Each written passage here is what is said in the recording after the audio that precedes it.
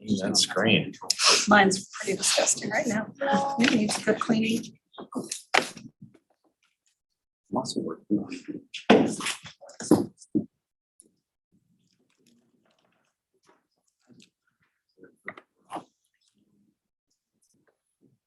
You just think about the idea of going to Texas Roadhouse. to what? Texas Ooh, I Roadhouse. have a gift card in my wallet, so yes, I'm all in. Sorry. Go ahead. Switching from the iPads to a laptop. Oh, The reason I ask is it just seems like we have so many more problems with file loading and stuff with the it seems to hate me. iPads. And not just yours, I mean, I've seen that before. Yeah. And I know you guys are new, but most of them have been around for quite a while, so probably, Could do it. yeah, probably in line for switching out again anyway. So which kind of iPad? I mean, laptop. Well, it'd be something like this. I mean, these are Okay. what we normally get, Are they HP. HP? Yeah. Pretty simple, just like a normal computer. Yeah. But you can touch the screen and have it do stuff? Yeah. Mhm. Okay, Well, that one didn't do it. so. because, yeah, at That's home, weird. I'm like There we touching go. the screen and I'm like, it doesn't do anything. Yeah, yeah. This one is a touchscreen. Okay, that would be helpful. Because we are. Just think about it, see if that's something. Yes. But we'll give them. If there's less drama. See, I'm that's kind of why I just quit using my iPad and just started using my But does this laptop. on base come on or do you do it through the website? I do it through the Through the city website. website? Yeah. So just get rid of on base? The agenda to go is how you create Correct. the agendas anyway. Right, so we Oh, still okay. Yeah, have I'd still it. create it, but It just wouldn't be in this. Just wouldn't download the app. We would just log in. Just go to the website. So if we're on the website, internet goes out, we're all just, okay. That would be tough. Because here, That is is it one thing we downloaded can- onto our Mhm. iPads? Yeah. It is, right? Yep, so if you download it, if the internet That goes is out, true. you'll still have it. Yep. Yes, that is an advantage. Otherwise, we're doing paper. Go back to Back to paper. that. Go print out. Do that. Back in the day when I was on planning commission, Lori used to bring us our packet. I used to have Lori, to do that. wow. Lori used to hand deliver them all. All right, it is 4:30 and we'll call to order our study session of the West Valley City Council. We're in the multipurpose room at City Hall and it is 4:30. Roll call, we have everyone in attendance and we will take a motion or comments on the minutes of February 1st, 2022. Move to approve those minutes. Second. Okay, we have motion approval or second, all in favor, please say aye. Okay, and that passes. Do we have any discussion or changes on tonight's agenda? We do have two changes. One is just a reminder, tonight we're switching to the open ceremonies and going off of the Inside the City video series. Okay. And the other one is we did update the options. We gave you two options on the Family Fitness Center. Okay, So the option A is the original as we proposed it without any changes, and option B is with the veterans and the senior changes that we talked about last week. and then that will also include an increase to cover those at the same time? Yeah, It's all built in? Yep. Okay. Any comments or questions on that one? I just comment.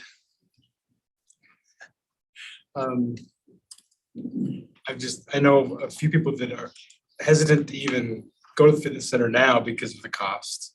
So if we increase it, is that gonna, what ramifications is that gonna have? So I think we're gonna have consequences either way. It's just, that's some thoughts that I've. Nancy and her folks do really carefully examine that every time that they make any kind of fee change. Now, this one's been back so far that maybe it'll be a little more volatile this time. I don't know. But I think adding the Centennial Pool helps. That yeah. wasn't there a year ago, so. Yeah.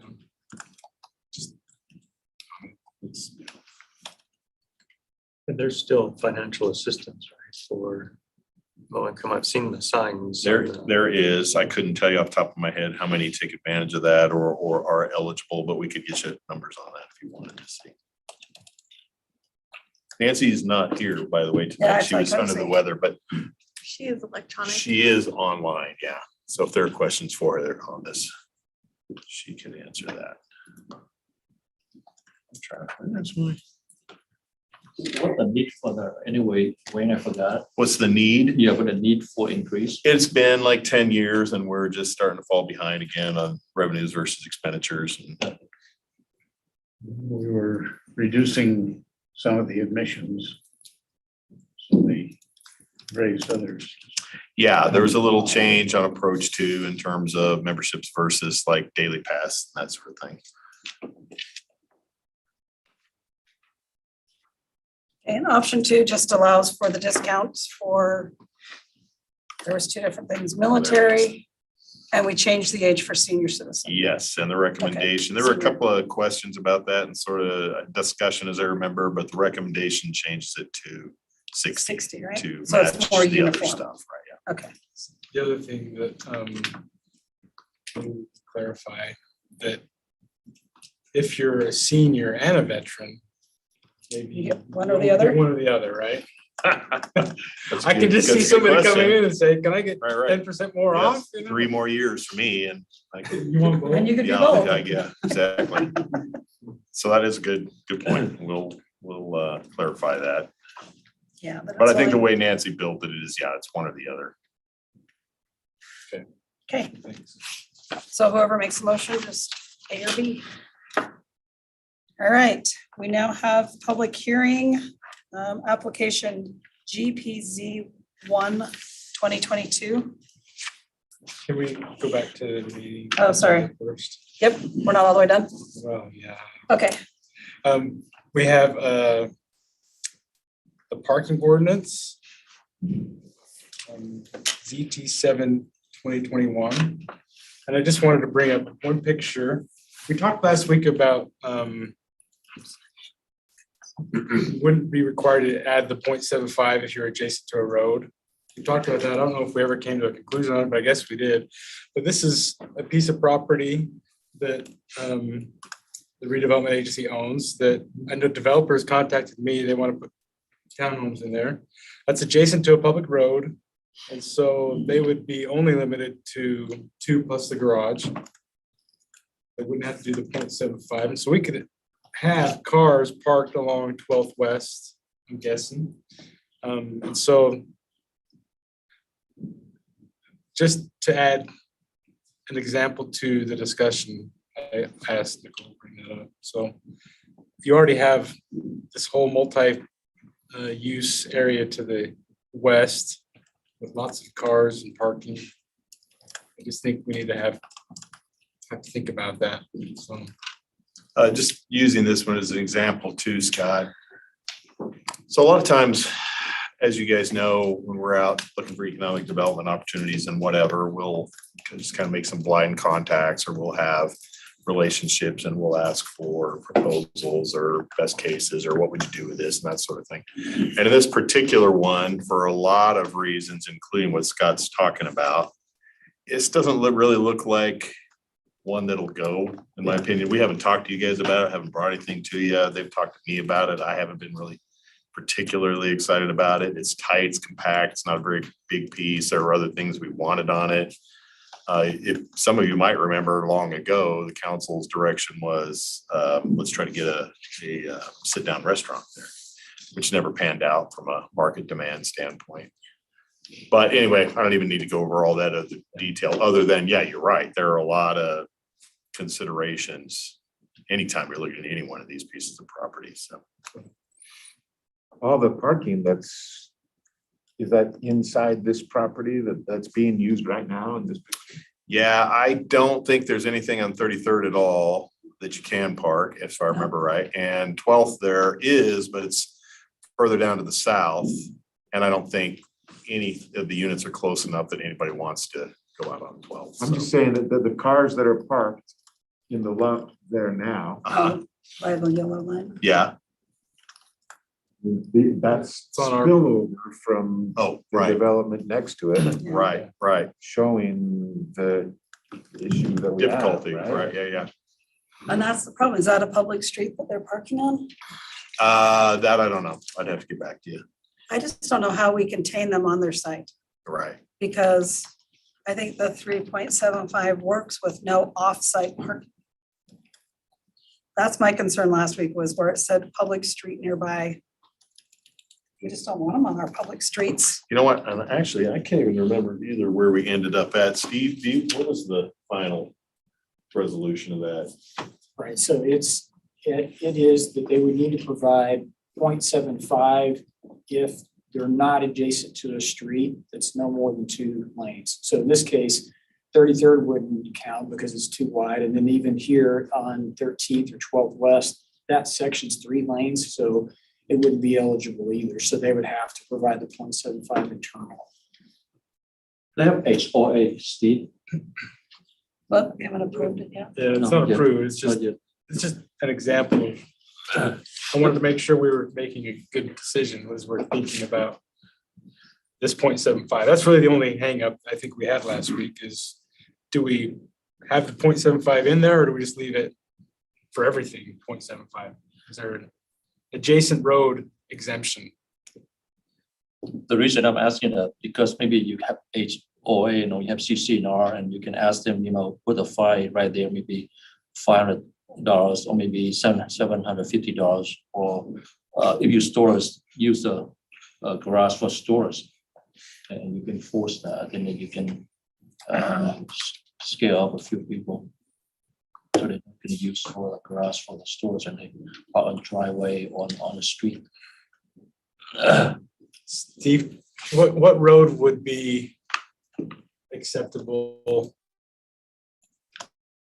Give me an example. Just a typical residential street. So we have our usual, if you think about to the south, there's the Kings Point subdivision further south on 12th West. So any one of those residential streets would be an example. So a 2A would work, but not a 3 lane. So because this is 3 right there, that wouldn't be allowed. So would we stripe that part, not let parking happen right there, or? It's more just that they Just wouldn't be able to have use 3 it. lanes, they would just have to provide the internal part. We wouldn't count anything even if they could on the street. I mean, I just look out at Winco and that one would still be allowed. They wouldn't have to put the 0.75. That subdivision west of Winco. Where the apartments are? Yeah. Or one we're currently looking at? So I No, the one believe- where the apartments are out by Winco. I believe Anna Caroline's is 2 lanes so that you could use that as the parking in that situation. Yeah, and I just disagree that that should be a parking lot. I mean, it's horrific out there. I didn't realize. Go I'm ahead. sorry, Go ahead. this isn't, we're not talking about an apartment complex with this. No, it's still just townhomes, Right. but they have a mix, don't they have some? There are some townhomes. Yeah, there's townhomes there as well, not just apartments. Oh, Right. Winco, yes. Yeah, the one by Winco Right. is both. We have mixed. So that's what I'm just trying to get away from is the parking on the street. Any public street. Just need to be in their driveway or guest parking. So as I it's guess. written though, Steve, this would allow for parking on the street in that specific instance that you illustrated, right? Right, so right now, if the 0.75 would have to be applied or they would have to provide 0.75 internal to the project if they're not on by a street you can park on. Yeah. And so if we don't want to have that provision, we just strike out the part about the road and just say 0.75 applies in all cases. Thanks. Thank you. Sorry, anybody else have anything else about tonight's regular meeting? Okay, we now will turn the time over to Mr. Pastrick. He's here in person for application GPZ 1/2022.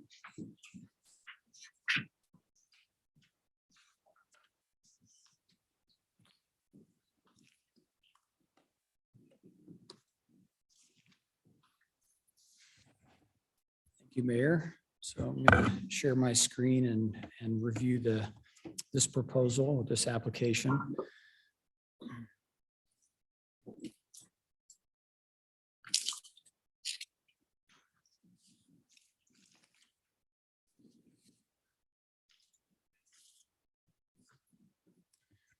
Right, so this proposal involves two parcels that are on the northeast corner of 4100 South and 5600 West. So you can see them highlighted here in red. The parcel on the south has the existing America First Credit Union. And then you have north of that, just a vacant parcel that's in between the America First and then the auto zone to the north. Just by way of background here, you do have the Smiths and Lowe's there on the west side, along with Walgreens. On the south side of the intersection, you've got the CVS, and then the property directly east is vacant. Here's just a close-up of that. You can see that there's already some existing kind of access drives that are along the south and west sides of this property, or at least the vacant parcel there on the north. This map here just shows the current zoning. So you can see you've got C2 zoning on the Smiths and Lowe's Shopping Center. This kind of pinkish color around the intersections, the C1 zoning. And then you have the RB or residential business zoning that's in the purple. And the request here is to change those two parcels. So again, these two parcels here from C1 to C2, which would be the same as what you have on the west side of the street. So again, just to orient you here, these are just a number of photos for the area. So this is looking north across 4100 South at the America First and then the auto zone in the distance. This is along the east side of the credit union, again, looking north. This is along the north edge of the credit union, again, looking across the vacant parcel. You can see AutoZone on the left. Again, looking across the vacant parcel towards the Smiths to the northwest. This is looking from the AutoZone east, so you can see the homes out in the distance and then that vacant parcel in between the AutoZone and the homes. Looking back to the southwest towards the high school. Looking north at the AutoZone across the property, you see that existing access drive there along the west side. And then again, looking east across the site. One more shot looking east, and then this is again from 41 looking to the northeast. The proposed use here is a Starbucks, so it's basically a drive-up Starbucks. In this case, there would be no dining here. It would just be a walk-up or drive-up only is the proposal here. You can see where they have the drive-up lane. This is a relatively small, I mean, it meets the minimum area, but it's just over ½ acre, so relatively small commercial site. And it turns out that America First owns the existing credit union as well as this parcel. And so they're asking to just rezone both so they're under the same zone, but the credit union right now can exist in either zone. So C1 or C2 works for the credit union, but for a Starbucks, it does need C2 zoning. Otherwise they could not be here. So that summarizes the request. Again, just they're looking for a change in zone from the C1 zone to the C2 zone, and then also amending the general plan to the general commercial designation.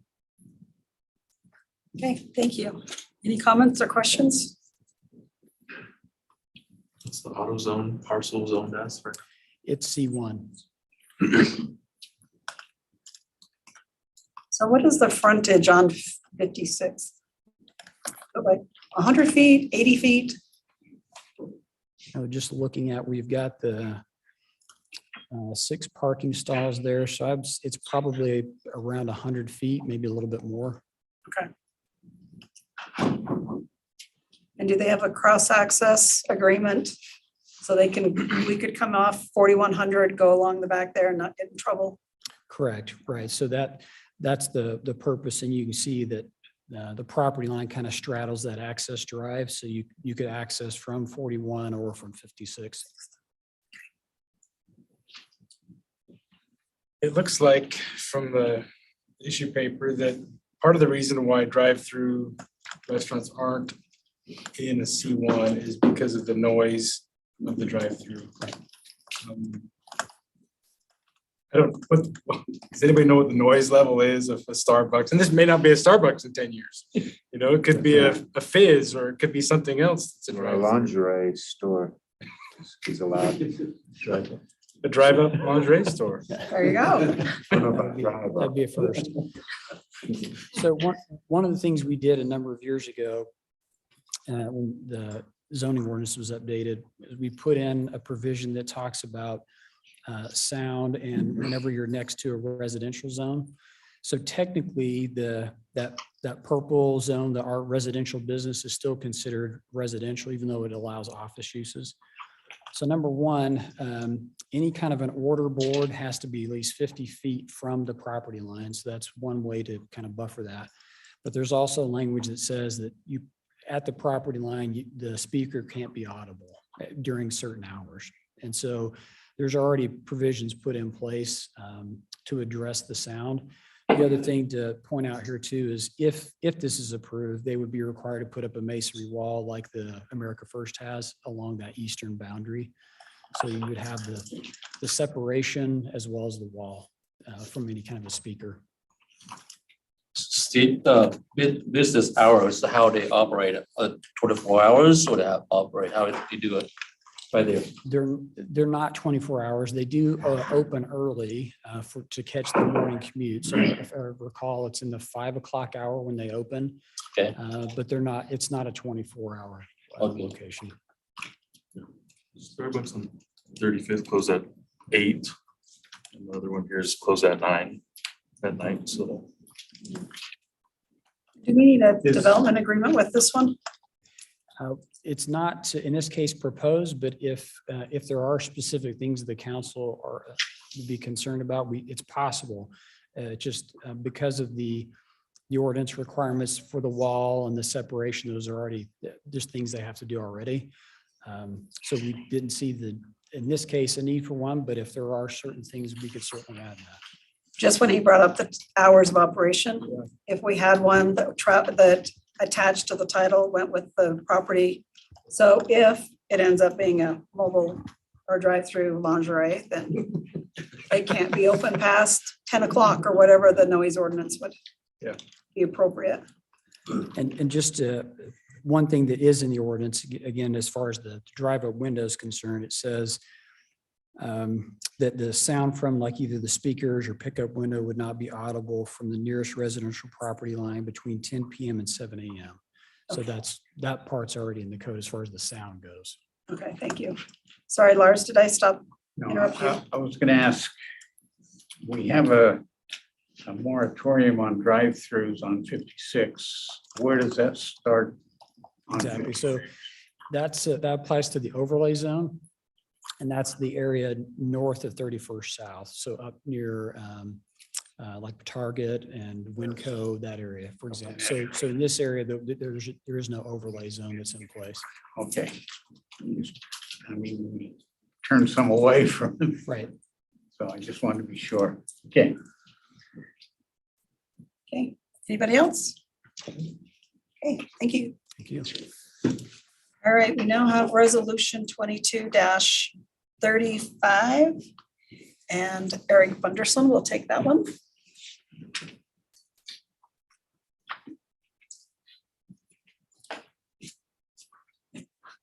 Thank you, Mayor, Council. Eric Bunderson appearing in person to talk about commercial property assessed clean energy, or CPACE. And this is a neat little program that the federal government has authorized, and then states and municipalities also have to authorize to allow for the lending of monies to commercial properties to make renewable energy improvements. The example that some of you may remember is that Hunt Electric was able to install some solar panels a couple years ago under this program. So the reason I'm presenting it and not somebody with more expertise in the field of development and sustainability is because all we're talking about today is a professional services agreement to move the administrator from the governor's office to this private company called SRS. Let me kind of illustrate, if I could just share my screen here.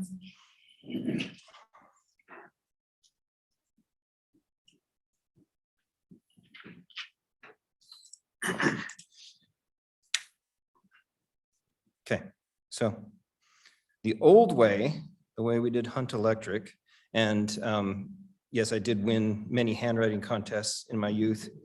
And it's only better with electronic equipment. So the old way was the governor's office administered this program through the city, and the city would essentially bond and then create an assessment zone, a specific assessment zone for the owner developer, who would then make these efficiency improvements. So we had this contract with the governor's office. That's what the K is for. So what we're proposing here is that we do a professional services agreement with this company called SRS, where we will actually contract with SRS instead of the governor's office. And the good thing for us as a city, and what I like as a lawyer, is SRS will take all responsibility for the complete administration, including finding lenders to put together with the developers and taking care of all the paperwork in between. We're just a pass through, like essentially like an escrow officer if you're buying a house or something like that. And if we don't like it, we can get out of the agreement within 30 days. So it's a good deal for us. And if people continue to wish to utilize this program, it's a good program for them to use. So that's all I have on CPACE. The hardest part is remembering what CPACE stands for. Where we get the funding, the Fed or the state? So this SRS company will actually find lenders, private money, to connect with the developers. Yeah, so they take care of everything. Good. Yeah. Perfect. In the agreement, it says that SRS can receive a fee of up to 90,000 per project. What was the agreement with the governor's office? Oh, boy. I think it was something very similar to that. I'll check on that and report back to you.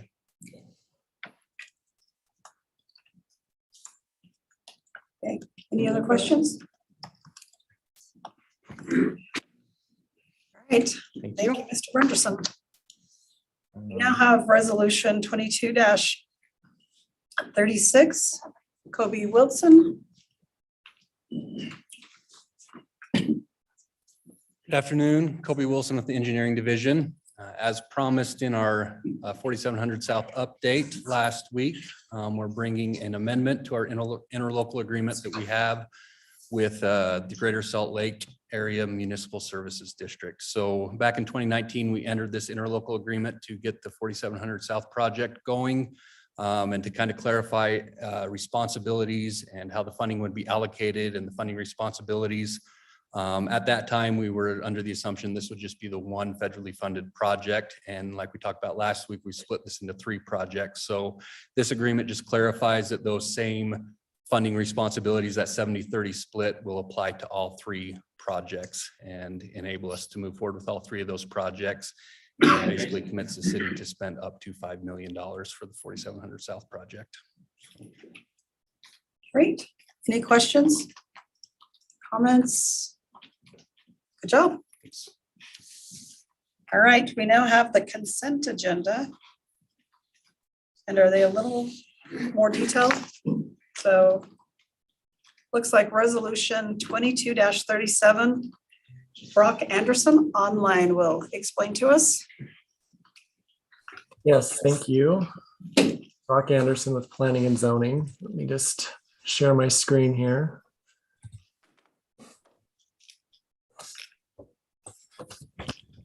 Okay, so this is a resolution that would authorize the city to enter a delay agreement with Back Development LLC to delay the installation of landscaping improvements on the property, which is 3725 West, 4100 South. I'm sure you're all probably familiar with the property. This is formerly where Granger Medical was located. Back Development LLC purchased the property, and then recently they recorded a condominium plat to divide the building up into office condominiums for medical and office uses. The property is adjacent to two high image arterial streets, Bangor Highway and 4100 South. So 710-103 covers the requirements for high image arterial streets. Anytime there's a substantial improvement to the property or the building that exceeds 50,000 valuation, they're required to meet the requirements of 710-103. And that is that there is 20 feet of landscaping adjacent to the sidewalk. So if we zoom in a little bit here, you can see that the Bangor Highway side has 20 feet of landscaping, but along 4100 South, it has a little bit. As you head farther to the east on this eastern side, they're getting closer to the 20 feet, but they do not have the full 20 feet. So the reason this is coming up is the property owner submitted for a tenant improvement in the building with a valuation of $113,000. And so again, the landscaping requirements are triggered at that point to be installed. Again, this property is being adjacent to Bangor Highway, is in a UDOT noticing area due to their work on Bangor Highway. And so in discussions with them, it's too early on in the design process to know what will happen with this intersection at 4100 South and Bangor Highway. But potentially there could be some impacts along 4100 South here. And so rather than having the applicant put that in now at this time and then have to rip it out, in 5 years or change it due to what UDOT's doing with the intersection, staff is just proposing that we do this delay agreement where those improvements could be installed at a future date. Okay, thank you. Any comments or questions?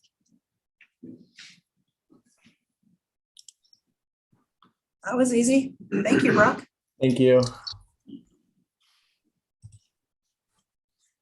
All right, we have resolution 22-38. And is this a big one? We need an explanation. No, this is Just a a normal? typical right-of-way purchase, warranty deed, temporary construction, $550. Okay. I don't think so. Anybody have questions? Dan's here if you do. Yep. Seeing none, we'll move to our communication items.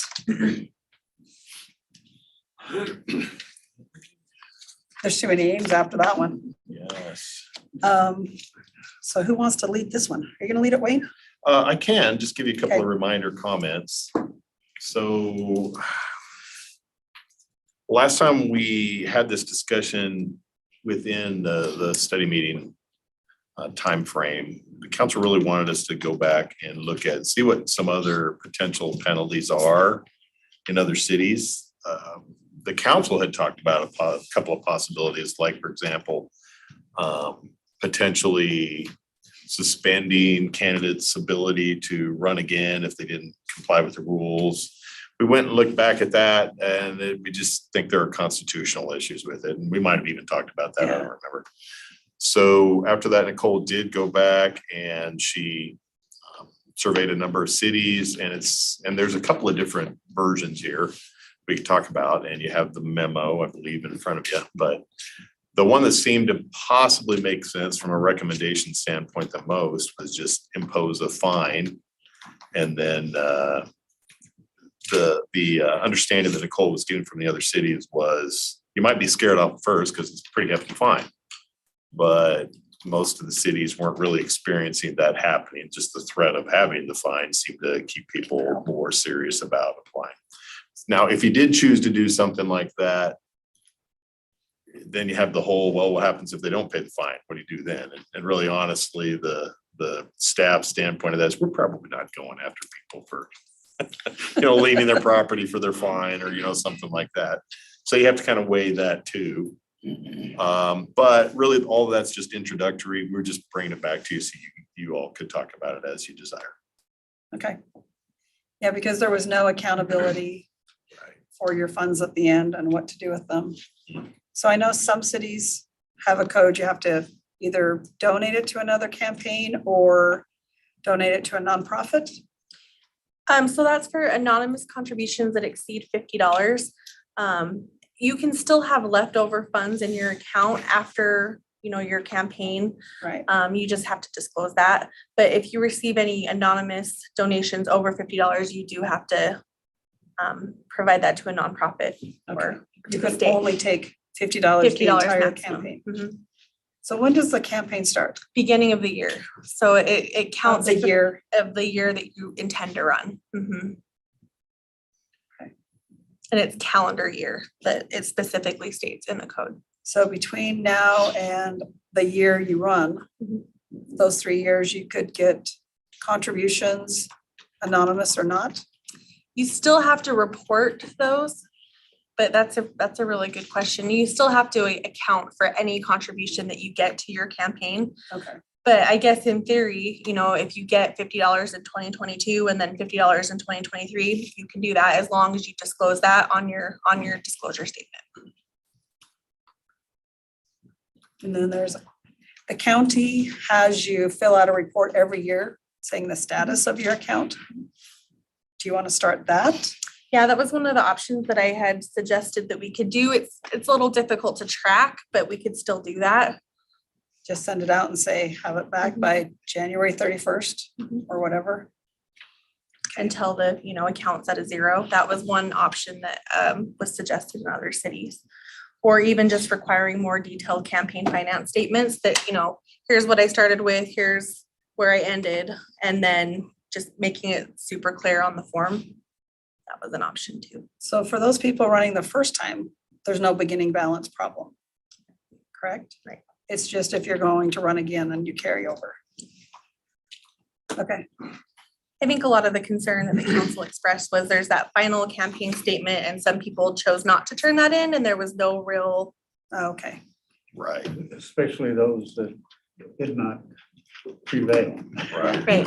There's no motivation to really turn that No final statement motivation in. the Final reporting. Well, and I can't remember if the question at that time was too, what you do with that leftover money. If we can regulate what they can do with that money. I know that was a question of Council Member Bueller. So I don't know if that's a concern with anybody else. What they do with it after. The code specifically says that it has to remain in that separate campaign account. So it's required as far as making sure that that's actually what happens. Yeah, that can get a We little don't bit have a mechanism. complicated. And the Okay. state doesn't have, that's really hard to track. You're just kind of hoping that people are being honest and following the rules. Okay. So to be clear, then, it's municipalities that have been setting these penalties, like the $750 fine. Yeah, when But I the state- surveyed a lot of them and just said, hey, what are your main issues or, and a lot of people did respond and say, hey, we don't get a lot of the last campaign statements because there's just no penalty or repercussion. And they said by implying that $750 fine, they got them. They ended up getting those final statements turned And in. that final statement is enshrined in the state code, but not a penalty from the state code. Right. Oh, interesting. So it's required, but when they don't turn it in, what do you There's not really, really a penalty. there's not really anything you can do unless you choose to pursue it like in court or something. In fact, I noticed on the one, that was when they imposed the fine, it's after they were convicted in court. That must have been fun. Yeah. I don't know that it was worth the time, but Yeah. so does anybody have a preference? Do we want to set up a fine? Do we want to let it just go like it's been going? The last 40 years?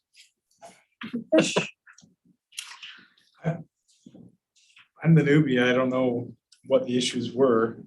As far as I filled out all my forms, I sent them in and I didn't think it was a big deal. I've got a little money left over that I'm just hanging on to for the next campaign or donate to somebody else's campaign, but I don't. What was the issue really? Do you have any idea how many candidates didn't complete the? So this form? last election, everybody did turn them in. The previous election, there was one candidate that did not, and I was unable to reach them. And then I even think the year before that, there may have been one that didn't turn it in. So he learns from the last time. Yeah, everyone did, everyone did turn it in last time, but there have been previous years where someone just didn't turn it in and I wasn't able to reach them and there was really nothing that I could do. No recourse. What if you did a deposit? You get it back if you return everything. Well, there you go. The filing fee is now $250 and you get $225 back with your last. Yeah. That is a lot of bookkeeping, but I mean, for one person, Yeah. every once in a while, I don't know if it's a big deal to move forward with or not. Anybody want to give me an inclination of yes or no, move forward? I think very rare because he didn't do it before that, but last time he did, I didn't mention the name. So I learned from that. So I think, Yeah. right? Yes, The same guy. that's correct. Okay.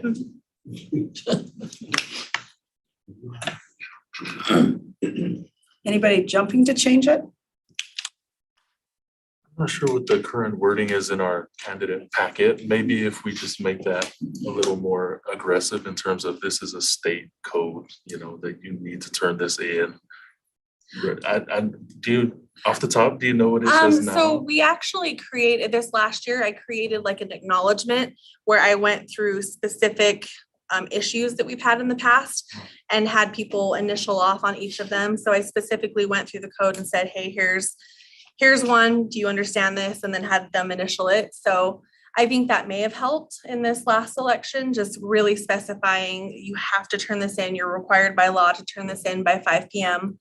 It's a misdemeanor actually if you don't, but. And you sent out the emails and I guess that's kind of where I'm, like the carrot rather than the stick. So, and everyone turned them in this time around, right? So, and then if it doesn't work next time, then maybe we go for a more stringent penalty. Yeah, that's where I'm leaning, I guess. Okay. Got your direction? Yep. Okay, thank you. All right, now we'll turn the time over to Ken Cushing for our cybersecurity update. All right. Do Now, we need to do that in a closed session or are we good with open? No, this is fine. I Okay. was gonna make some comical remark that last time I actually proactively asked Ken to do this and it was like glaze, pretty much everybody around the table. This time, I'm sure Ken has really updated this presentation. It's much more exciting. Is that right, Ken? You're on mute still. I think he's frozen and on mute. Somebody might have to go Oh, boy. restart his I computer. got it. There he There goes. we go. Okay, we got it. Sorry about that. I'll try and make it much more exciting. Mayor and City Council, Ken Cushing, West Valley City IT. Some of you saw a portion of this years ago. We've got three main categories. We've got the blocking, the detecting, and the recovery portions that are color coded according to the rings in this chart here. So let's go over blocking first. First, there is the firewall. Most of you are probably somewhat familiar with what that is, but it basically limits very much the amount of traffic that can go in or out of our network from the internet, and just lets things, we just let in the things that we know need to come in as much as possible as you can with that type of technology. Next, we've got the email filter. That's one of the things that you would not have seen last time for those of you that were here. Basically, we get many emails nowadays that try and get people to click on links to give away their credentials, known as phishers attacks, or get all kinds of spam. So we go through a third party now and filter as much of that as we can out for things that are already recognized as being some kind of bad type of email. And then for the rest of it, any of the links that on the rest of the emails that come through, we replace them. And we record anytime somebody clicks on a link inside of email so that we can later, if it's determined that that link is going somewhere that we don't want it to go, we can now have a record of everybody that clicked on that link, go have them change their passwords, look for any malware on their devices, and do anything we need to along those lines. So that's been a great addition to our security, and it really got to a point where it was greatly needed. So the next on there, we have radius authentication. Basically, all that is it just makes it so that if somebody walks into our any of our physical facilities with a computer or any kind of device and they plug directly into our network, that they are not going to reach any of our servers. That's what the radius device does. Now, next, the operating system updates. We have a server that keeps track of all of our desktops and laptops and what version of the Windows operating system they are on. Occasionally, it will happen that there will be malware in the wild that's known to where we have to very quickly patch everybody's operating system with the latest security update. This allows us to keep track of which servers have that latest update and round them all up and get them updated. So that covers the blocking section. Next, we'll go on to detecting. First, we have a SIEM device that basically just aggregates all of the logs from our entire network and monitors them for any kind of abnormal behavior. And so if it sees that it thinks there's something unusual, we get notified, and we can adjust that on our end as far as what normal and abnormal is, so that we're not getting too many false positives to where we stop paying attention, or to where it just the opposite. Maybe we are not getting notified of things that really are malicious. So that basically just logs all kinds of network traffic and activity on servers and network devices and records it. So next is the user login and access audit. We keep track of every attempted login, whether it's successful or not, and every file on the server that gets accessed and who accesses it. And now if we also get notifications from that as well. Let's say if somebody logs in, has a failed login attempt too many times in a row, we may get notified just in case someone is trying to use somebody else's credentials to get into the system. Next on there, we have the Endpoint Antivirus. Most of you, I'm sure all of you have always had antivirus on your computers, so you pretty much know what that is. Traditional antivirus just looks for a specific sequence of bits so that it can recognize malware, different types of malware that come onto your endpoint device. In addition to that, we have Endpoint Heuristics on there. So basically, it's looking for certain types of code in anything that gets loaded onto your computer. So it looks for anything, say for instance, that might encrypt files. So we have, if there's like some kind of crypto virus or malware, we may be able to detect it through those heuristics more often than not. So that concludes the detecting portion of that. Now, when all of those items fail, or if somebody just accidentally deletes a file, or any other reasons that we need to actually restore from backup, we go into the recovery phase of this chart. So first we have file server versioning. So both our local network shared drives and our Microsoft OneDrive keep previous versions of files. And so quite often when somebody says, hey, this file is missing, or hey, the last half of this document doesn't have the right data in it, we'll just look for those previous versions and just restore them. That's the quickest and easiest way for us to restore those files. Next, we have the local server backup. So we take snapshots of each of our 200+ servers. Some of them every 3 hours, but a minimum of once every day. We keep a snapshot of those. And so we can then restore files from those local backups. And then last but not least, that last ring is off server backups. We have offsite, we keep backups so that if for whatever reason the local backups aren't available, if it's a natural disaster and we've lost the facility, or if we've had such bad malware that it was actually able to override all of our servers, et cetera, we can then go to our offsite backups. In addition to these things here, the other things that we do is anytime we have an incident, we create an after action report. We try and learn from that, maybe change some of our policies to do better in the future, look for maybe additional security items that we could include on our network, et cetera.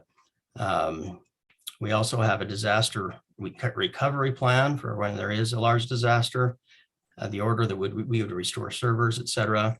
And then we have an incident response plan that we follow when, and we have different levels that we keep track of things as far as malware or different things happening. So last but not least, though, we train our users to identify and report potential threats. No matter how good our security is, the weakest point is always going to be that end user that maybe gives their credentials away, et cetera. So we try and train our users the best we can. And that's actually made a huge difference, I think, over the years as we've done that. People have gotten very good at reporting things to us. And then recently, we changed some things as far as the way we do multi-factor authentication and passwords. And you all received some of that training recently, so you're aware of that. And those are just some of the ways that we try and keep everybody's information safe and keep the city running the way it should. Are there any questions? Kush, would you go over maybe approaching the question from sort of a different angle, talk about some of the types of and frequency of the different types of attacks or phishing scams or that sort of thing, and how often we deal with them? I'd also like, if there is any update on it, you to talk about sort of our after action efforts for other entities that have had break-ins or problems, like, for example, the city up north that recently had a bad system crash, or whatever you want to call it, from that. Just as an example of, we have all these layers, great description of them, but what does that really mean in terms of how big of an issue is it, right? How often do we get attacked? What types? You talked a little bit about some of the end user issues we have. Can you say a little bit more along that line? Sure, and that's a great question. Like the reason we had to put that email filter in is we were actually getting to where we're getting called 5 times a day, and that was a couple of years ago, from people saying that they had a malware. So we had to put something in place to filter a lot of that out, and it's gotten worse since then, especially since the pandemic. And there, as far as the number of malware that, say, our endpoint security and anti-malware catches, I have to get the exact numbers. I don't have them right with me, but they're in the thousands per month, and I think per week, thousands of things that get reported and recorded that are blocked. And we, depending on the level of threat, we get notified on those. Otherwise, we just keep it just to report on that information. And I can get you that information, the exact numbers on that. But that, as far as the city up north, was that Clinton? I'm trying to remember which facility that was, but I think it might have been. I know it was one of the C towns up there. I can't remember exactly which one. Yeah. They had to completely restore everything from offsite backup. They didn't have to pay the ransom, but it took them probably a good week to restore everything. And once you're going to that level, you're going to offsite, it does take some serious amount of time. So you really have to prioritize what is most important to have up first. But that, we always would concentrate on first responder type software and things like that first, and making sure that's all in place, and making sure everybody can get paid, et cetera. And then kind of work our way down the line from there. One other, go ahead, Kush. No, I was just trying to think of anything else, but go. Okay. Yeah, one comment I was going to add to yours was we do get these kind of, I can't remember if it's the correct term or not, but sort of these spoofing type attacks where we'll have somebody fake that they're an entity that we deal with as a vendor and try to get us to issue them checks that are going to the wrong vendor, or sort of like a copy of. So far, we've been lucky there. We've had a couple of close calls, but our finance people and everybody in all the departments that are dealing with purchasing and purchase orders, that sort of thing, has worked out so that we haven't lost anything, at least we know of up to this point. But it is a real serious issue. We're on guard and constantly improving our system all the time. So I actually really appreciated the question as Will brought it up here a week or so ago. It's ever changing, very complicated, and we're never really safe, frankly. So I appreciate the effort these guys are always putting into looking at where the new threat comes from and how we respond to that. Any particular department or employee group that's more at risk or that's more frequently targeted? Kush, would you answer that? The first one that comes to my mind, because that's the one I'm the most worried about, is the financial end, because that's the one where you have the urgency, right? Where we wrote some $100,000 check by accident. But if you had an incident happen like Clinton, if that was the right town, yeah, you're literally weeks. You're losing more than 100,000. You're losing hundreds of thousands of dollars in productivity, millions maybe, in just lost time and work. Kush, did you have anything more? The scary thing about that is it really just takes one device on your network that's insecure that they're able to gain full admin control over, and then they can kind of work their way around from there. So you have to stay pretty vigilant on that type of thing.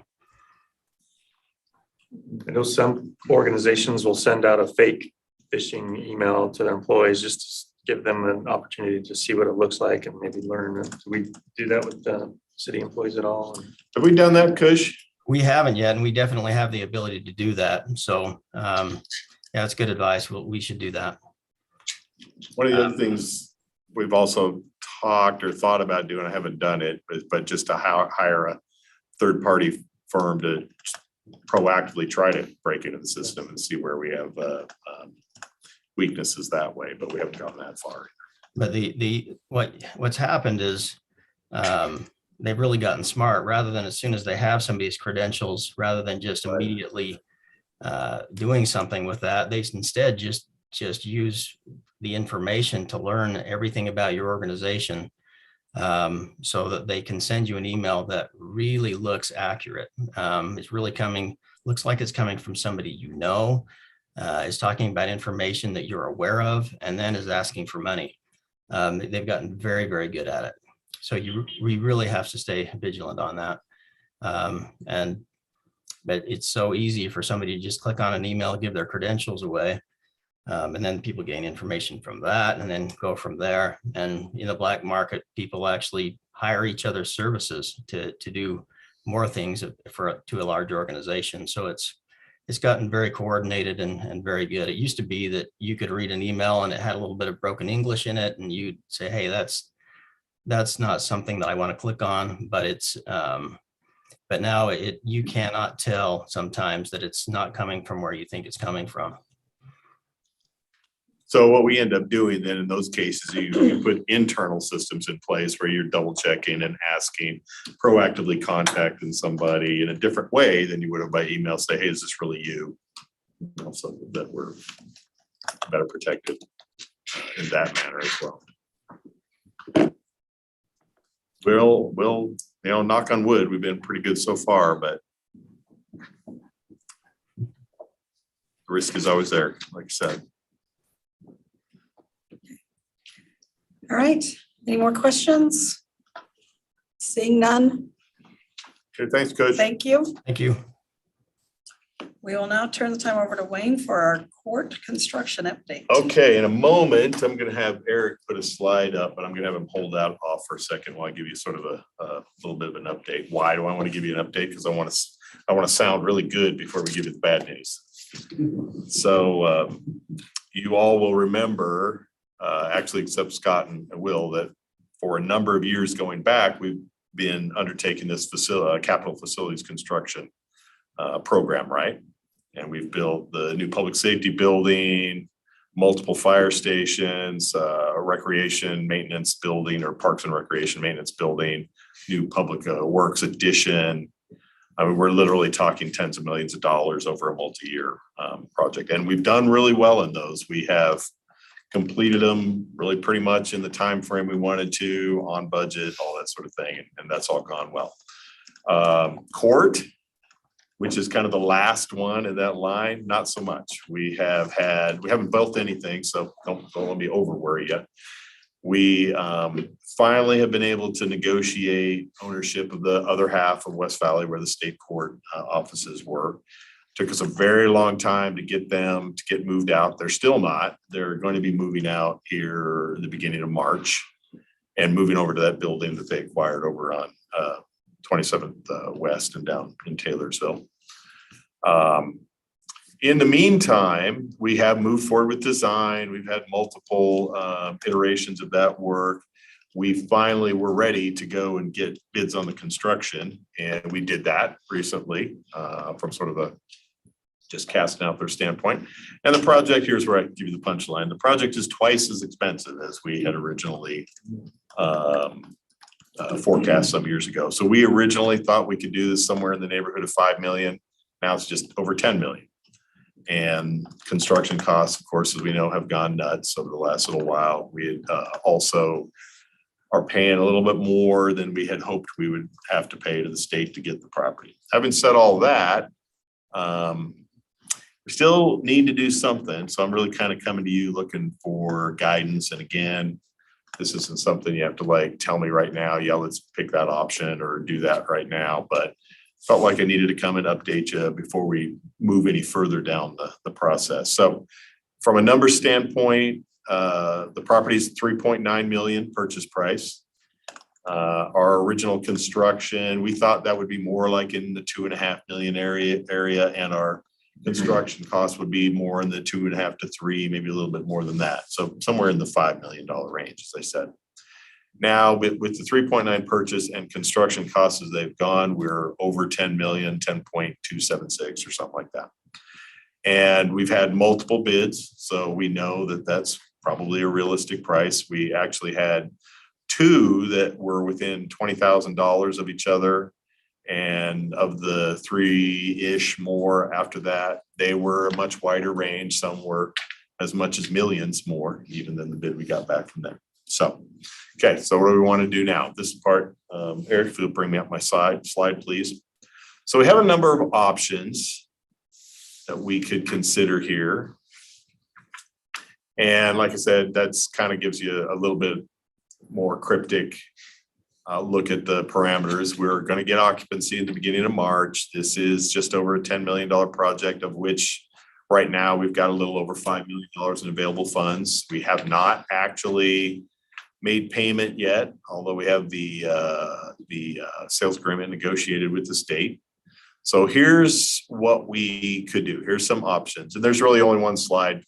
Sorry about that, Eric. I forgot to remove the template slides beneath there, because I was picking whatever the first colored slide was on the PowerPoint program this afternoon. Oh, and here, Aaron, actually I have a printed page for you. So we could go bond for the additional 5-ish million. We've talked about bond council already. We could approach that one of 2 ways. If there are any kind of significant savings at this point, we could go refinance, and we would explore that. Or if there's not, then we could just go for bonding on top of what we already need. We could take from fund balance. We have a very healthy fund balance, and we expect that to increase pretty significantly over the next year.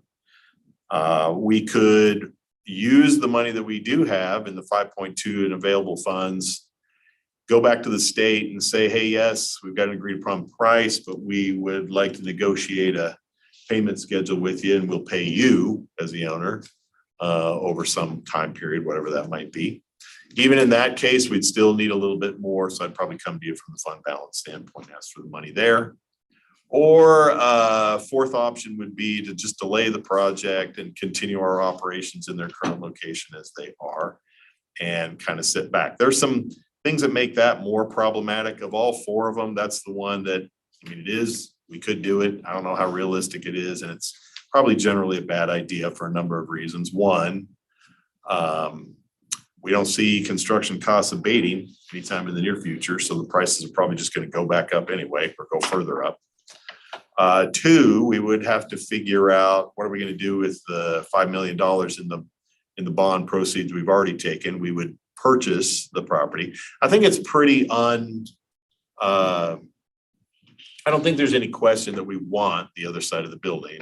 Even if we were to delay the project and eventually use it for something else, we're going to want control of this building and the parking eventually anyway. So I don't think that's really much of a question. So yeah, if we delayed it, we could leave the folks over there in the current building. There's another bad thing about that, in that it would further delay out any further redevelopment plans over there. And frankly, the building's not in great shape. So we know Do you want to that's, explain who's going to move over? So they Yes. understand what building you're talking about? sorry. So the public safety building, the old public safety building used to have police and some other portions of fire and prosecutors up on the second and third floor. Those are vacant now. This is the building right across tracks. The court is on the first floor and operates pretty much solely out of that. So they're okay. It's finished space. We own it. We're over the last few years, we've been trying to phase a redevelopment project with Deloy Hansen, part of which is completed, part of which is not. The market's put a crimp in probably even his desire to move forward on too fast a basis because of office absorption rates, that sort of thing.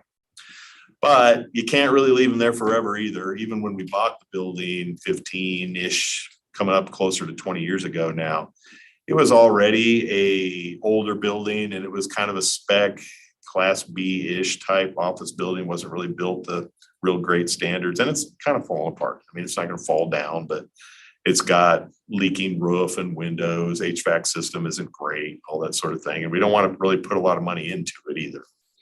So those are some reasons why I wouldn't recommend option 4.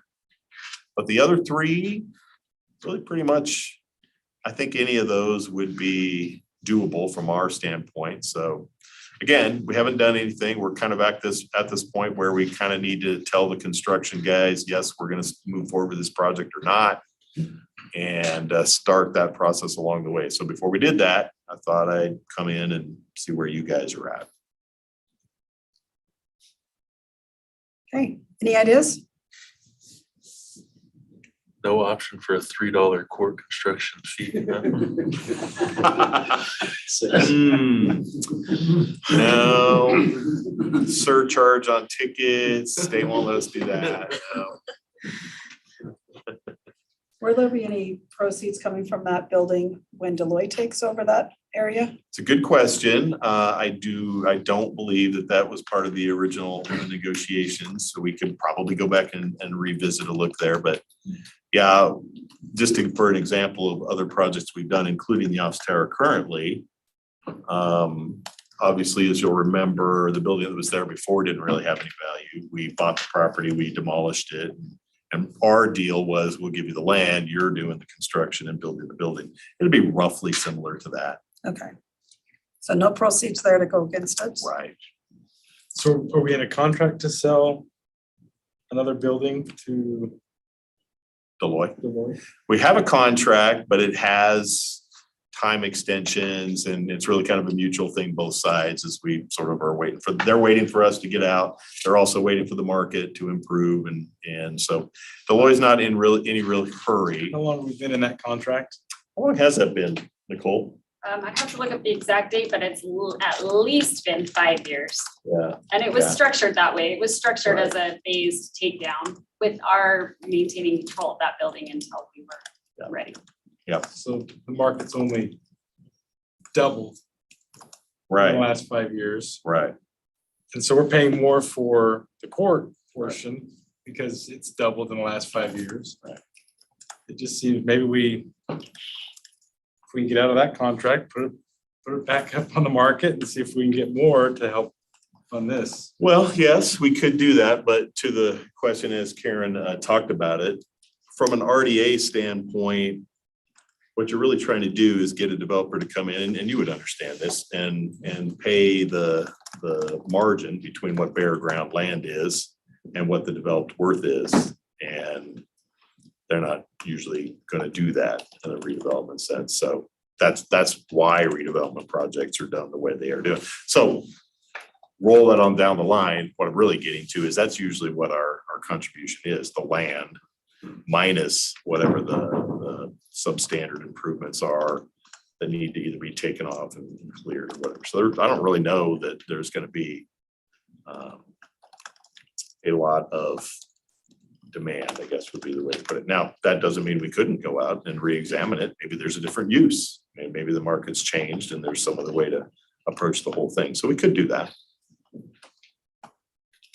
A couple of questions, Wayne. That building over there and this building we are now, we're sitting right here, is that the same building, correct?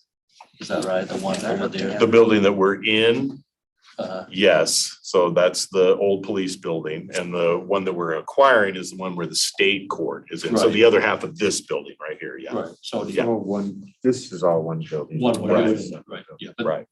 I'm talking about that one over there. So basically, one building, basically. Yes, Right, okay. which we own half of and the state owns half of. How many square feet we have over there by chance? I want to say it's around 25,000 square feet. I can't remember exactly. Is Jake here? Oh, you are. How much is it? 25,000 square feet. Okay, thanks, Jake. And the year bill basically the same with the one we are sitting right here. Yes, yeah. All All at the same time. the same Yeah. time.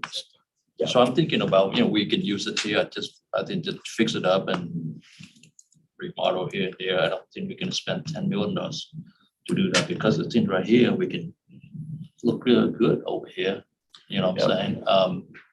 So I think it just, we don't want to kind of keep eating general fund or whatever. And that's not very good, just to do what we have right now, because it seems like we're doing here, we're sitting here, we have a good meeting here, and things going, buildings look fine with me over here. I think the same years, so very, very much, it's just the same. Yeah, just maybe just remodel, to do something here and there, you know what I'm saying, to fix it up a little bit, maybe the roof, you mentioned about the roof, cause a problem and AC, whatever, and fix those, and we can use this for right now, and when we have money and we can spend, then we can spend, you know what I'm saying, for right now. Right. So we've talked about that as well, and that would be sort of a combination of, call it 2 and 3. I'm not sure after the 3.9 million for purchasing it, the 1.2 that's left in our funds would really get us very far. It's a very specialized use. We'd have to rebuild courtrooms. There's a lot of electronics that are involved in the whole court process that they're using over there, but we could go back and look at that too.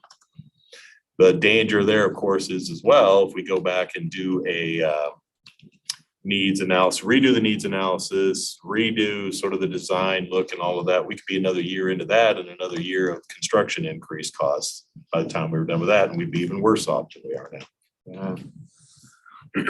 Yeah, but you think about, we're not building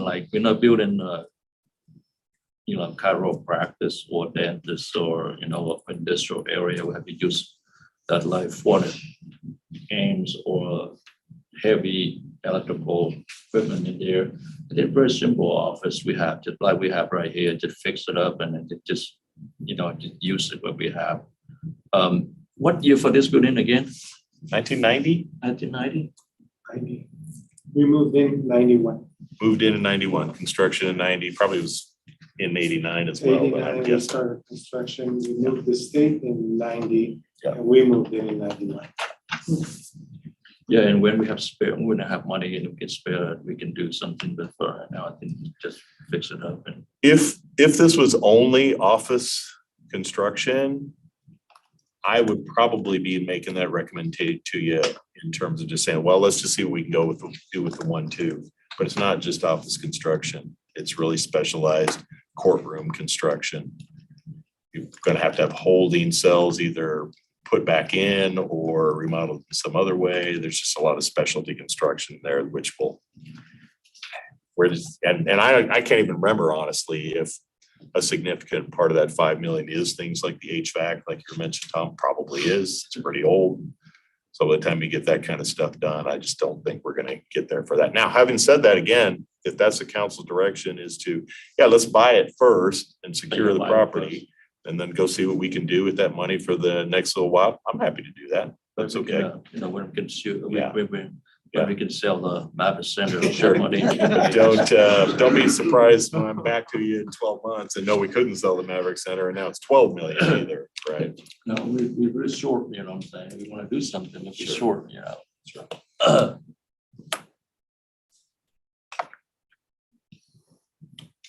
Any other comments? I'm worried about postponing it just because construction costs are not gonna go down. Interest rates are gonna go up.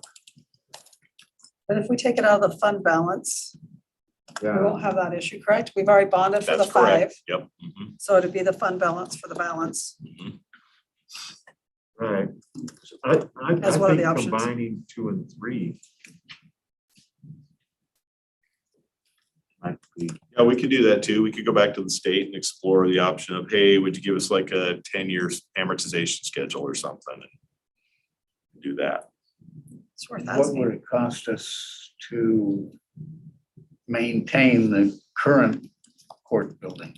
Sorry, what was that, Don? What would it cost us to maintain the current court building? Yeah, so as long as we just sort of ignore the wind and rain blowing through the windows on the second and third floor, we can probably get away with stuff for a little while. And it really would not be, and then it would only be just sheer maintenance, but I couldn't come back to you and say, hey, I really recommend that you spend the $250,000 to fix the windows or another $250,000 to fix the HVAC and all that. It just What I'm wouldn't make saying is sense. it Yeah, costs more to maintain what we've got right. rather than put it into something newer. Right. Without a complete refurbishment, which I'm not even sure that's feasible over there, it's reached the end of its useful life. What is the build time? If you said tomorrow or March 1st, we get the building, we can start, how long will it take them to do the construction to remodel? What is the schedule? 9 months. Okay. Thanks, Jake. Okay. Now, I will say, to the concerns on both sides of this, right? You're not wrong on either side. We don't like taking on new debt. One of the great things about this facilities plan that we were able to come up with was we kind of had all of the improvements in with the existing debt structure that we had. We didn't have to raise taxes and we were able to just kind of rotate it around, right? And now we're a little beyond that envelope. But on the other hand, yet I don't think you can argue I that. figured as much. That's a good answer right there. Right. On the other hand, looking back at what we've done and the prices we've paid, that was the right thing to do, to go and bond those buildings and get them done for the prices we did. I mean, if we hadn't done that, let's say we had been trying to save the money to pay cash for that, we'd be looking at $100 million in buildings and not $10 million in buildings that we're talking about. I don't know, Wayne, to be honest with you, it's right now $400 for square footage. Is 25,000 square feet, and then you got like $10 million. Right now lumber is up, gas is up, everything is up. We never know, maybe like 2008, 2010 can cool down a little bit, and you know what I'm saying? There's a chance for us to do something about that. Yeah, $400 for square foot. So high. So are you looking for an answer tonight, or do you want to go back and see what the state would be willing to do and then ask for an answer and give us a week? I don't need an answer tonight. If we could get back within a week and you guys would be able to give me some direction, we might be able to extend the construction bids. Okay. At least in terms of committing them to stay with that price. I don't know, we'd have Jake go and sweet talk him, I guess, see. Well, Normally we have like a 7-day Nobody's sweet answer talking anybody period. in this market. yeah, Yeah, right. well, in construction, I mean, Yeah. you go to the electrical Yeah. and say, I want this, okay, that price good for one day. Yeah, Yeah. exactly. And And it's that's, not, it's just gonna that's go kind up of from where there. we're at right now, but Yeah, if we, that's the hard maybe I part. can get an answer to that real quick. Maybe I can get it even before next week and maybe I can sort of Email it out? straw poll you, but Okay, yeah, we can do that as soon as we can. does that sound good? Okay, Let's do that. all right, thanks. That's all I have on All right. that. We will now turn the time over to Ms. Cottle for our legislative update.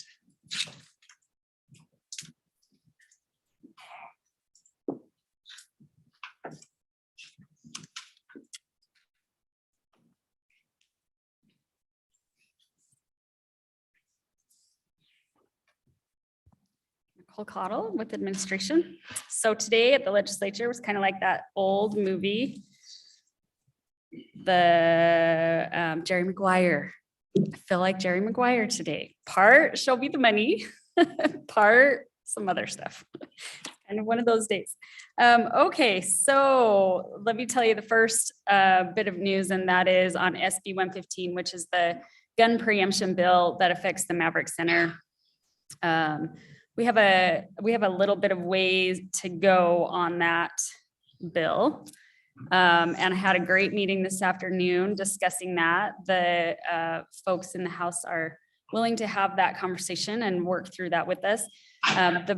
The crux of the issue there is we will be at a competitive disadvantage with the other privately owned entities that can restrict guns in their facilities. And we have some entertainers and some shows that just require that of us. And this bill would limit our ability to do that, even with a private contract provider in Centennial Management.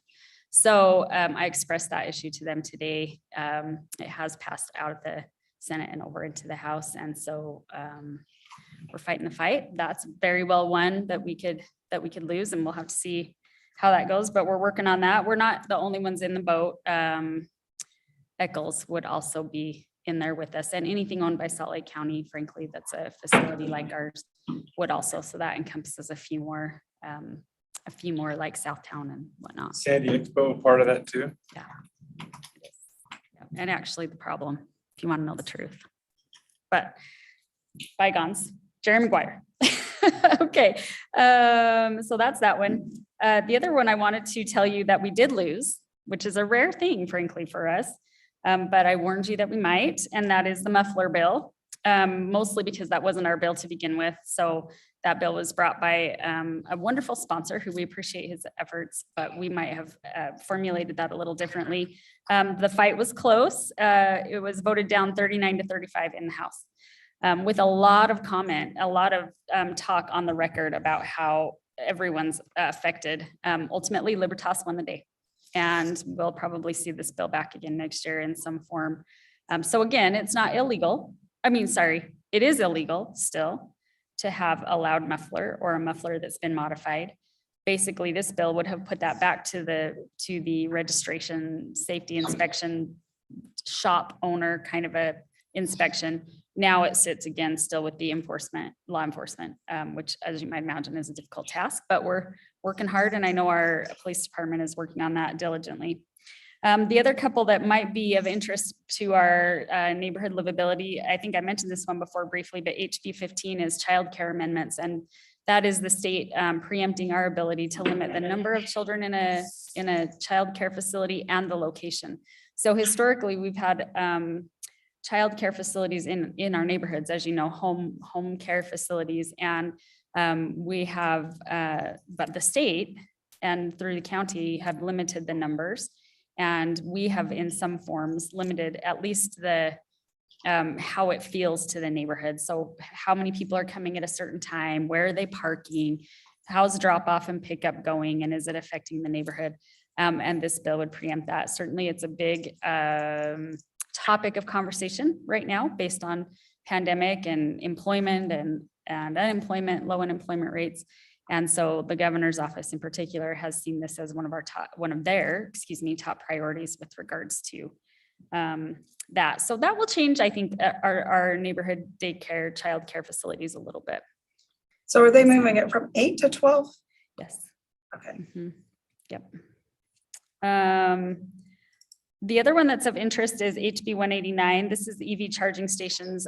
So we had HOAs and rental dwellings of a similar sort. So a facility that might be like a townhome facility, but was governed by an HOA that had rentals that were prohibiting EV charging stations being installed even in the garages of some of these homes, not to mention in the visitor parking. And so this bill would allow for that. You don't get to, as an HOA, say no to that at this point in those facilities. The other one that we're watching pretty closely is the eminent domain for parks. I've mentioned that one before. While we're not certainly acting as the tip of the spear there, and I can't even actually think of a time where we took action with eminent domain for a park, there certainly might be a time where we feel really passionate about that. And so we're watching that one to see what happens. There are others that are more heavily engaged in that, and we're letting them run that. The others that I'm expecting out this week or early next week, the inland port bill that I mentioned, we still haven't seen very many significant land use bills. We believe those will be coming out as well. And then homelessness. I expect at least 2 bills on homelessness. So 2 bills on inland port. There might be 5 land use bills. Again, none of them, from what I'm hearing, really directly impact us harshly, but certainly have concern for other cities.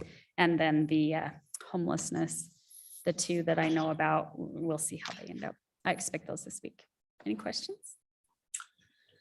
HB 235, the speed limit designation. What can you tell us about that? I can tell you about that. Bring it up You're here. going to tell us how we can designate our speed limits? So there are 2 bills that go along with this one. You've probably heard of the one before, and we even participated before. Sometimes the state wants to turn a state road into a city road or a county road. And depending on how the history of that road has gone, puts you in line for whether or not you do that. There's one bill that does some of that discussion, one that specifically names, I think, 3 or 4 that are moving from UDOT to the state, and then this one. And this one, basically, so here's the way I'd put this one. There must have been, and I don't know the backstory behind this, but there must have been some contention somewhere about whether or not a city could set a speed limit. As you know, in the state of Utah, we've talked about before from a legal perspective, we're not what you typically would hear from other states. We're not a home rule and we're not a Dillon rule. We're what's called a Hutchinson rule state, which means unless a state specifically prohibits us from doing something as a city, we can do it.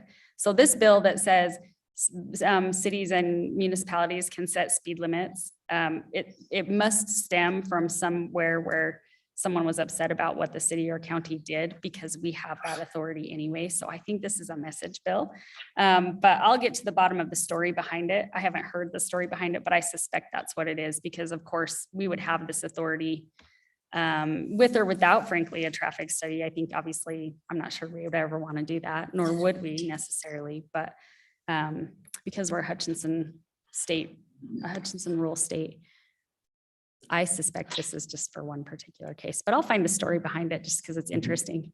Thanks. Yeah. Anything else? Okay. Oh, thank you. Thank you.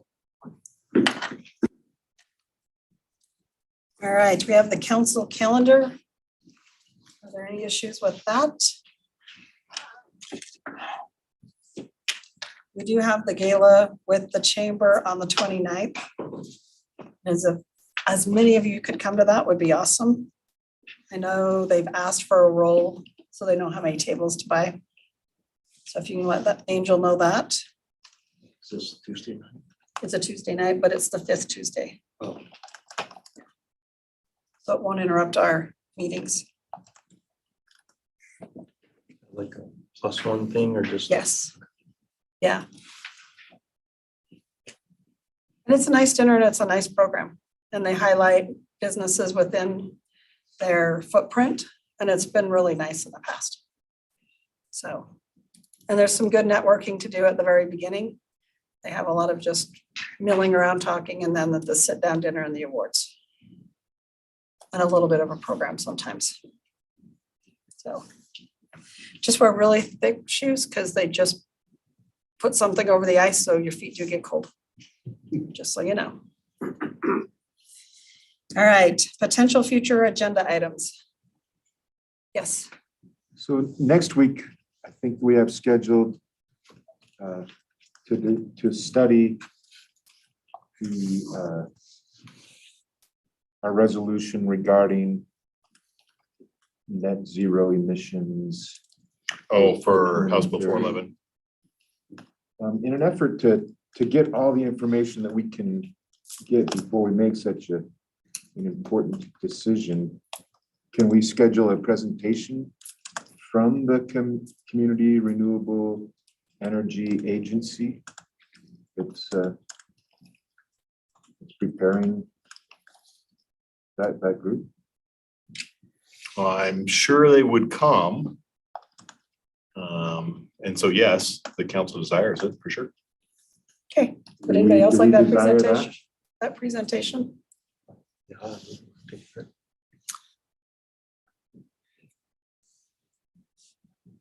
I'd have to go back and look at what our agenda is for next week. It's not a published agenda yet. It's just, Yeah. it will be on our study meeting agenda for next week. Is that right? Yes, right? Yes, it'll Yeah. be a resolution That's right. Oh, the resolution's gonna be on next week? to be studied and I Okay. think Nicole may And we have could it. still study, I mean, we could still schedule a communications item. I was just looking at what we do have. We're gonna have the 47 South and Bangor Highway update, Parks and Rec projects update for the upcoming year, and then, of course, the legislative update as Nicole does. So that's what we would be putting And do on we for have a- communications items. Do we have a big agenda? That I don't remember. The deadline's not until tomorrow at noon, so I'm not sure yet. For right now? Right now, we don't have much on there. I know of one item so far, but I generally don't get anything until like 11 tomorrow, so. Okay. Okay, so we were just gonna discuss HB 411 and then kind of have a consensus of what we want to do moving forward. Is that the resolution? And so you want HB 411 people that are supporting that to come and give their prezo, and Yeah. so we have that side of it again Yeah, so we for can- us newbies. We can hear the plans and, you know, what we are accepting or rejecting. And Sounds get all reasonable. that Yeah, I information. think that's fine.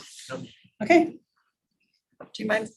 No, we'll Making make, that we'll make work? contact with them, and I mean, I'm pretty sure they would come unless they're already scheduled to be somewhere else in some other city that night or whatever, but Right.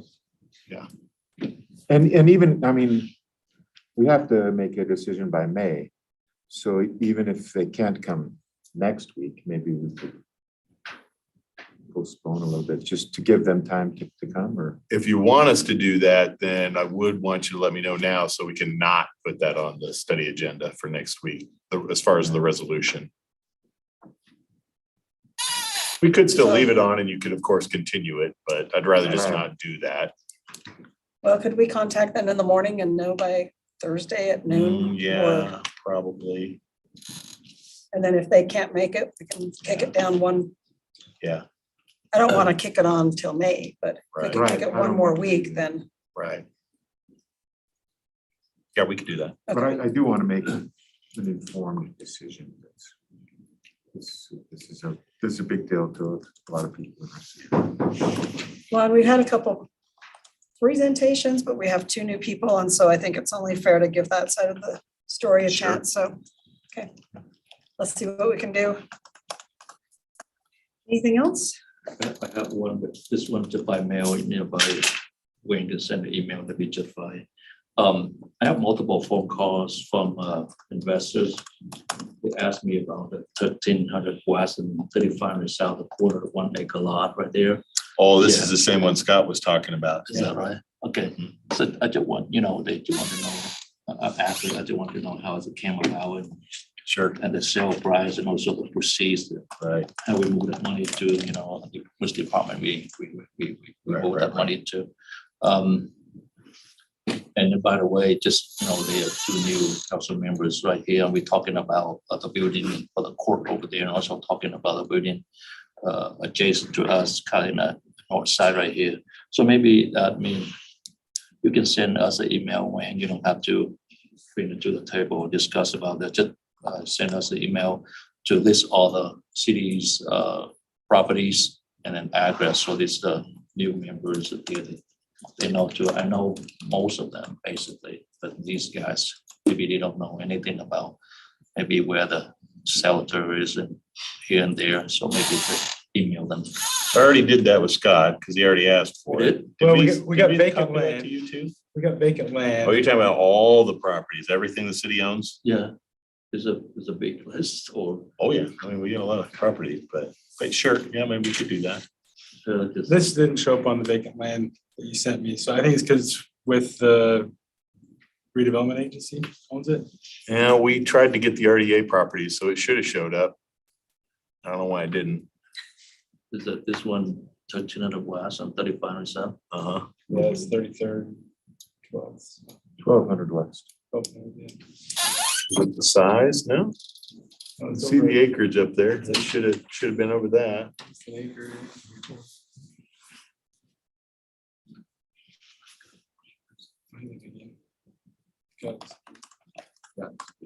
Email us.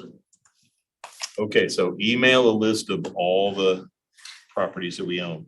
I think buildings, I don't know. Yeah, maybe- I mean, yeah. I think Bill, but you put a cap on it, maybe 100,000 and above or something, or maybe you don't have to go. I don't know how much for this one, but you know what I'm saying.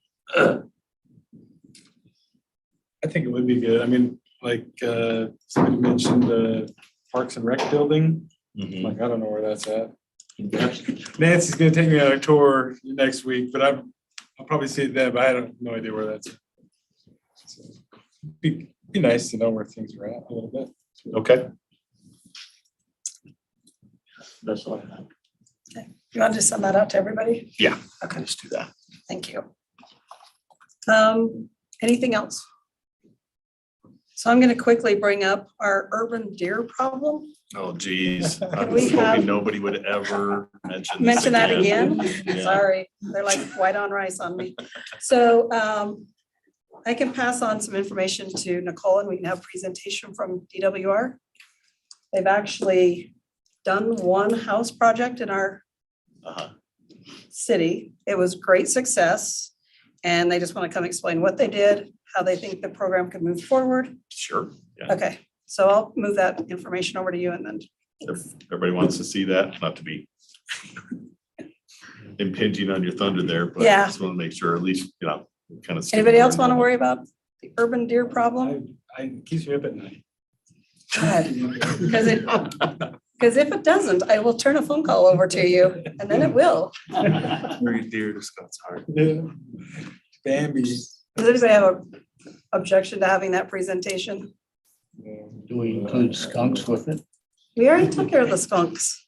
Skunks are done, right? I think so. I've not gotten any more skunk calls. You're displaced by the deer. I think it's 2 different locations. Sadly, they're way too far apart to make it. All right. I Didn't hear especially anything. like the idea if we're gonna do it, the DWR actually comes in and sort of takes responsibility for this, so I'm all happy with that. They have a program that would Okay. pretty much be All right. non-city involved. Okay, So the way she explained it to me. So it's like, okay, Cool with that. yeah, somebody coming in and doing it for nothing. Okay. Council reports. that actually sounds better than I was expecting, so thank Yeah. you, that was good. Yeah, there's already a plan, I think. Yeah, it's awesome. So let's let her come tell us. All right. The only thing I have is our event this morning downtown. Want to explain? Well, we, UTA and WFRC invited us to an announcement of the Free Fair February downtown, and Mayor and I were both there, along with several other mayors. council members from most of the cities in the county. And Davis County. And Had Davis some. County. So we heard about it. Like to see it continue, but a little problem with the legislature allowing enough money for us to run free fairs. So Mayor and I were down there and we attended it. Rode down on tracks, came back on tracks. Made it fun. So when I did not take the train because I had to go somewhere else after up in the avenues, but I was listening to KSL and they said that UTA had a pretty good little plan here. Get everybody to use it for free, get used to it, like it. And then in March, they can start paying for it and still, hopefully they'll keep their ridership up. So we'll see if that works for them or not. What did they say, 15% increase just in this first week? First week of February compared to the first week of January. Yeah, so that's pretty good. Okay. Mr. Norfelt? I had a resident who had a compliment and wanted me to pass it on that he was disappointed in the status of our tennis courts at Centennial a few years ago and complained about it and went back not too long ago and the courts were in really good condition and he was very pleased. So thank you for improving the tennis courts. My other report is we had our audit committee meeting last week. Do we have something scheduled to report on that? Or should I just give the report? Yeah, you can, or if you'd like to delegate or assign one of us or talk to us about, we can do it as well, Lars. But normally it's just, whoever's on the committee and representing the council just does one. Is right now Right now is fine, or if you want us to schedule It's something. good one time, that'd be news. fine. Again, our staff all over the city and especially the finance department does a great job to watch over our funds and the audit, the outside audit organization gave us a really great report. I'll leave a copy of the supplementary report in the council office there, so you can take a look at that. Let me know if you want me to email you the full report. Any major findings? No, there were two little minor things that they've already taken care of and fixed. So. But it was really, really clean report. Good job. Thank you. Nothing for me. Nothing. Okay. Any need for a closed session? No, ma'am. Okay. Our last item is a motion to adjourn. Motion to adjourn. Okay, all in favor? Bye. Okay, thank you, we're adjourned.